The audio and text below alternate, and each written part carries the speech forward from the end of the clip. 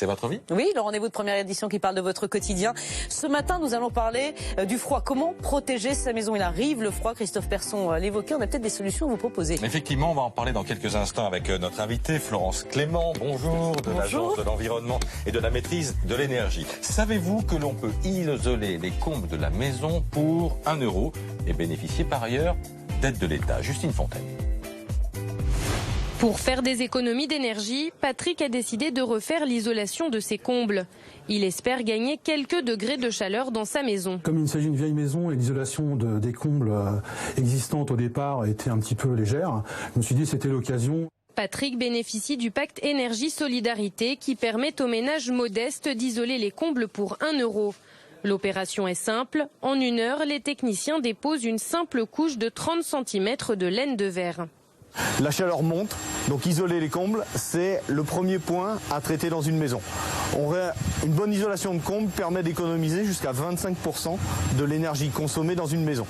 Cette technique est une des étapes pour améliorer l'isolation de sa maison. L'idéal est d'avoir un projet sur mesure en fonction du logement pour réaliser le plus d'économies. Il est important d'avoir une approche globale du logement sur toutes les dimensions possibles, notamment l'isolation des planchers, l'isolation des murs, l'isolation des fenêtres, le changement de chaudière ou encore une réflexion sur la ventilation. L'État, par le biais de son agence l'ANA, propose également des subventions pour réaliser des travaux d'isolation chez les particuliers. Le montant des aides varie en fonction de la taille du foyer, des revenus et de la région. Bonjour Florence Clément, donc de l'Agence de l'environnement et de la maîtrise de l'énergie. Vous nous avez fourni un schéma très intéressant, le schéma d'une maison que l'on va regarder. On voit sur ce schéma par où en fait l'énergie se fait la belle, par le toit pour à peu près 1/4, par les murs pour 1/4 également, mais aussi par le sol jusqu'à 10%. D'abord, est-ce qu'il faut commencer par là, faire un diagnostic de sa maison ?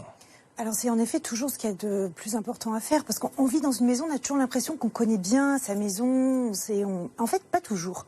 On n'a pas toujours identifié pourquoi il y a des problèmes. Par exemple, sur toutes ces infiltrations d'air, vous avez vu sur ce schéma, ça peut représenter quand même 20 à 25% des pertes d'énergie. Et on a souvent tendance à minimiser toutes ces infiltrations d'air. Par exemple, on a une cheminée ouverte et on ne sait pas que finalement c'est un gouffre d'air froid. En fait, quand la cheminée ne fonctionne pas, l'air s'infiltre dans la maison, il s'infiltre partout, par les portes, par des petites interstices toutes petites dans la maison. Et ça peut être très important de diagnostiquer avant de démarrer les travaux, ce qui est prioritaire. Voilà. Et les fenêtres, c'est pas toujours ce qu'il y a de prioritaire. Non, mais d'ailleurs, oui, parce que c'est ça, effectivement, le réflexe. Mais, voilà, parce que c'est 10 à 15%. Moi aussi, j'étais assez surprise. On dit qu'il faut changer les huisseries pour gagner des degrés. C'est pas forcément le cas. Il faut commencer par quoi? C'est quoi la priorité? Comme on l'a vu sur ce schéma, en fait, la maison perd beaucoup d'énergie par le toit. En fait, la chaleur monte et s'échappe. Mais les murs aussi, parce que toit et murs, c'est pas la même chose. Parce que certaines maisons, en effet, ont des murs pas assez isolés. Surtout les maisons qui ont été construites après la Seconde Guerre mondiale, en fait, n'ont pas été très isolées et n'ont pas été faites de manière très performante. Les maisons des années 60, souvent surélevées, avec un sous-sol en dessous qui fait une grosse arrivée d'air froid. Enfin voilà. Et donc c'est très important, déjà dans un premier temps, d'isoler le toit. C'est pas là que ça va coûter le plus cher. On a souvent tendance à se jeter sur l'isolation des fenêtres parce qu'on vit dans une pièce et on a l'impression de sentir l'air froid.